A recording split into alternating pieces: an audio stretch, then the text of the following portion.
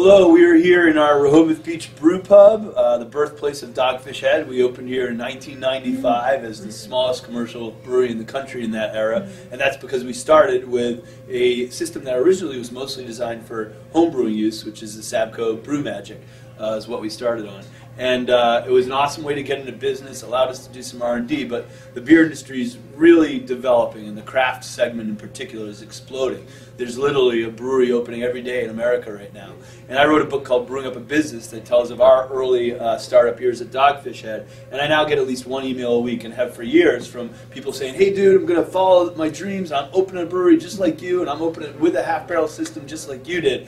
And there are certain applications where a half-barrel system can work for R&D uses in production, but if you're opening a little brewery, whether it's a nano, a brew pub, a small production brewery with a tasting room, having a little bit more capacity is going to go a long way towards what you're able to produce and the volume that comes out. So I came to Sabco and I said, hey, it'd be wonderful if we could work with you guys and bring to market a 2-barrel brewing system that is automated with pneumatic valves and computer processing, and allows a brewer, if they want to flog that thing night and day, to get as high as to almost 3,000 barrels of annual production.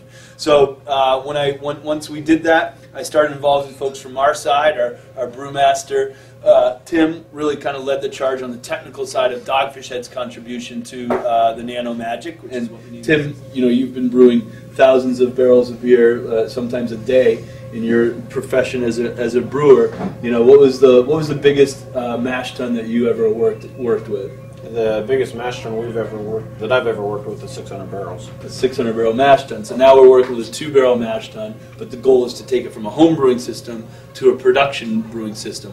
What are some of the early design challenges that Sabco and Dogfish had to get through to take that system from when it was a sketch on paper to a functioning 2-barrel system? But I think when we've started, all the feedback that we've given to Sabco has really been on how do you make a commercial brewery, because while they make excellent, homebrew systems, as Matt said, the hands-on, it's the discussion about what's a commercial brewer look like. So everything that we do and are trying to accomplish together with this system is purely about what would it take if you were to go buy a 50 or 100-barrel system automated by some big manufacturer and bring that down.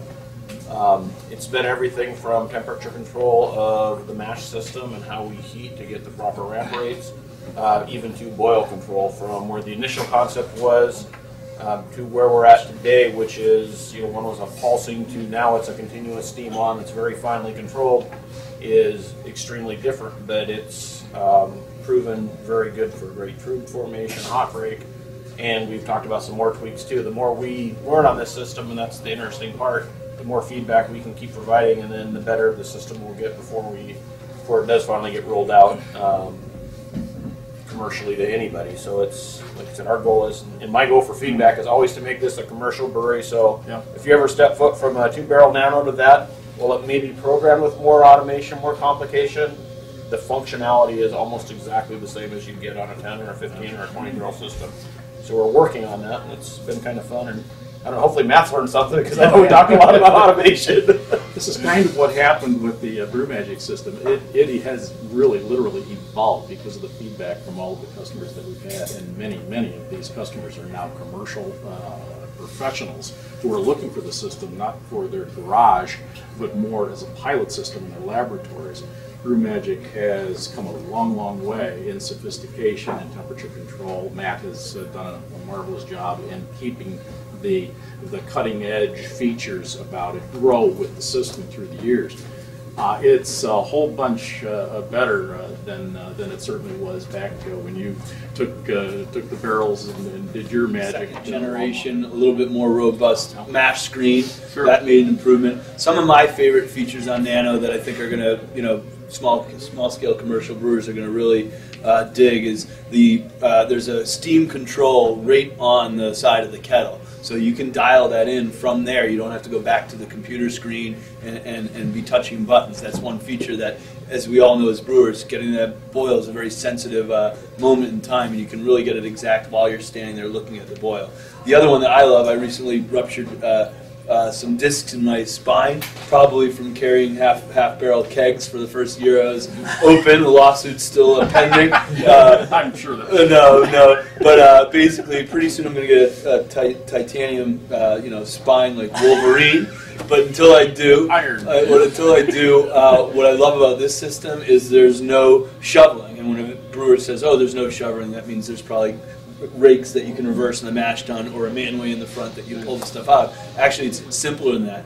Each of these tanks, the kettle and the mash tun, the stuff that gets solids in them at some point in the process, are set up with a wheel, and it just drops the tank down. If you've got a holding bucket that's low enough, you can basically, by gravity, mash out, or just a few whacks of a shovel, get all of your spent grain into that, roll it back up, and boom, you're ready to go. Everything that we're working on today, and everything that we've put into the design of Nano-Magic is basically like, let's make this for NASCAR pit crew type brewers, meaning eatable and super fast. We're going to do it at make the best beer that we can make on this size system, but in a way that you can be mashing in the second one while the first one's boiling, while you're getting the grains ready for the third one. We think that this system will be able to do, I'd say, 6 to 8 lengths per 24 hours. Tim, what do you think? Six is easy. I think if you're hustling, you can get 8 brews a day out, especially if it's a lower gravity 5 ABV beer. Getting 8 brews a day out would not be an issue with this system. At 80, we're seeing efficiencies in the 80% range with those, so it's a good efficiency system that isn't going to be an issue with, if you're going to make some bigger beers, you're going to be a little slower, but 6 to 8 is very achievable with this. One thing we also wanted to build into this system, which is a little peculiar than a lot of smaller systems, is your ability to change the configuration of the main kettles to fit your own room. I know your particular pub, it has a limited space, and you were able to take the mash and the boil kettles and the hot liquor tank and adjust them to your own configuration that worked for you. These are independent. They're not designed to be, I'll call it monoblock in design, so that one size fits all. You're able to adjust these into a smaller room, and a lot of the people that we've been talking with are in similar situations where they need this to fit. Mm-hmm. So it's important that it be flexible. Yep. In that regard. And you can start, you can start as small or big as you want with the system. The hot side's the hot side. It can be configured as creatively as the recipes that you put in it, how it's laid out. But downstream, you can be anywhere. I'd say the biggest tanks you'd want to be putting with this if you were brewing 24/7 are 10 barrels or 14. Tim, you maybe talk about the science of, even though if it could do 8 barrels per 24 hours, you'd think, okay, a brewer might think, okay, I'm going to buy 16-barrel tanks, but there are reasons why you don't want to spend 24 hours filling a uni, if you can talk about that. Yeah, well, I mean, part of, for any beer, whether it's us in the big brewery or here, that's balance of your ester formation is around oxygen contact time. So whenever you're going back and forth on states, it's just normally wouldn't be in a big brewer, commercial brewery wouldn't do it. When you say states, you don't mean the 50 states. Talk about that. No, I mean the states from anaerobic phase where you've add oxygen for yeast growth to make sure your fermenting speeds are right, and when you don't add oxygen on that side. So once your fermenter will typically go anaerobic on you if you're taking too long to fill. So really, to your point, I don't think you want to be over, our past practice at Dogfish, and I think for a lot of people, it's really trying to keep them filled in about 12 to 18 hours is kind of that optimum piece for yeast health. The other interesting piece with this fermenter design is they are set up very well with a decent standpipe that's easily adjustable for whatever you want to do, as well as with the cone bottom and the cooling jackets that we've seen with our glycol system, that you could actually go cone to cone very easily on these, which is something in our pub we haven't really been able to do until now. Tim, why do you think automation is important at this level? This is a reasonably small brewery, but yet it has a lot of automation built in it for convenience for the brewer. You're taking advantage of that. Do you think it's important at this level? I think it's important at this level because I would see most brew pubs, most new breweries starting out, you're going to have your flagship beers and 2 and 3 other beers. And we've all been there, and there's very talented brewers, but sometimes you're limited by the technology that's in your equipment and your ability to repeat. One thing that Matt's built into the automation is you can store how many recipes in total? About 20 or so?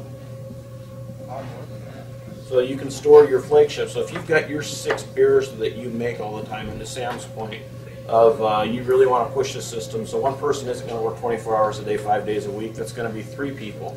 If you want all those brewers following that same profile every time, that's where the automation makes a big difference. Because our consumers, people in craft, people in beer these days are so educated, they're going to notice the difference if we don't do that pretty quickly, even in a brewpub environment. Automation tends to be a little pricey. You're suggesting that it's worth the difference to get the kind of equipment that you can live with and grow with and for the long term. I've noticed a lot of brewers really don't have an intention of getting much bigger than their local community. And this is really true of small brewers who are just trying to satisfy a small rural town and are just enjoying their neighborhood and don't have the wishes or desires to get to major expansion. This satisfies a local with the sophistication that you can grow with and still meet the kind of quantities that would satisfy a small brewer. Well, we all expect when we go to a pub, they have awesome food and they have awesome beer. And if we drink their flagship IPA or their flagship pale ale porter, we do expect it to taste the same every time, or we all do become a little disappointed. I don't care whether you're a big brewer like Sierra Nevada or you're a very small brewer that's just starting out. People expect that, especially when your beer is on tap all of the time, because they're going to know from one to the next. So bigger is not necessarily better. Bigger's not necessarily better. Consistency and quality are the key for craft. I don't care who you are, how big or how small you are. Consistency and quality, along with great recipes and ideas, but those 2 pieces are paramount for anybody to be a great craft brewer and have a great brewpub operation. And a big reason for me, for Dogfish to spend the tens of thousands of dollars and thousands of labor hours on this project is, there's a brewery opening every day, and that's awesome. But in the late 90s, a few years after Dogfish had opened, we came to a point in our industry, in the craft brewing industry, when demand for beer, craft beer, got overshadowed by supply, because there were so many small brewers opening in that era. And frankly, some of those were people that cared a lot more about money than they cared about making great, consistent beer. And our industry went through a sort of shakeout. And I'm concerned because I want to see a very vibrant national craft brewing community continue to grow.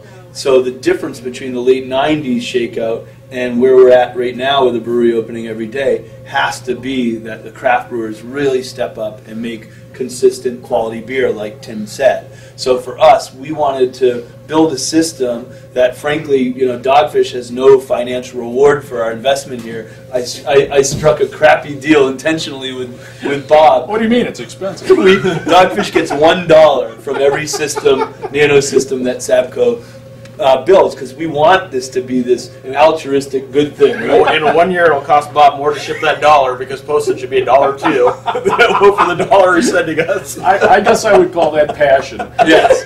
So to be clear, Dogfish does not have a financial stake in Nano-Magic. What we have is pride that we helped to bring this to market, and pride that a system's going to be on the market that's going to be able to make really quality, really consistent, small but scalable batches of beer. And I think we've got a long-term relationship that's really cool. All the way back to, I want to say, 1994-ish. Yep, when we started talking about us buying that first Sabco. We also have a later generation Brew-Magic at our Milton facility that Tim and the brewing team work with every coworker at Dogfish, and any coworker can be part of our small batch program. Use the Sabco. Dogfish will buy whatever ingredients they want and experiment, because that's our off-centered approach at Dogfish Head. At the end of the day is about experimentation, but the proof on why you experimented at Dogfish has to be in the liquid. The storytelling is a component, but if the liquid isn't consistent, if it's not quality, if it's not well differentiated from what's out there, then we're not doing what we're trying to do. Brew-Magic's in quite a few major breweries for doing the same thing that you're doing with your employees. They're using it as a teaching tool. most often they're using it in their laboratories to play games with recipes and experiment like you love to experiment. That system has evolved for those reasons. I'm quite sure Nano-Magic will do the same thing with your help. Here's to you. Cheers.